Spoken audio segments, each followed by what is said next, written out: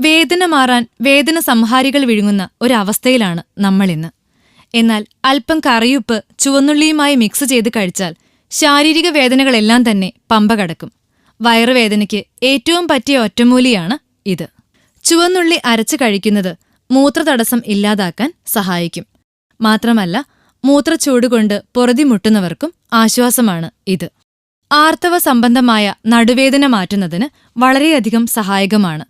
ചുവന്നുള്ളി വെള്ളത്തിൽ തിളപ്പിച്ച് ചൂടോടെ കുടിക്കാം.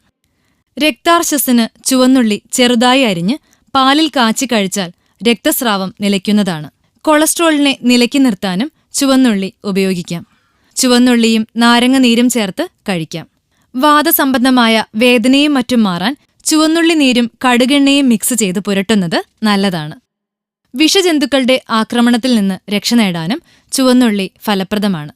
കടിയേറ്റ ഭാഗത്ത് ചുവന്നു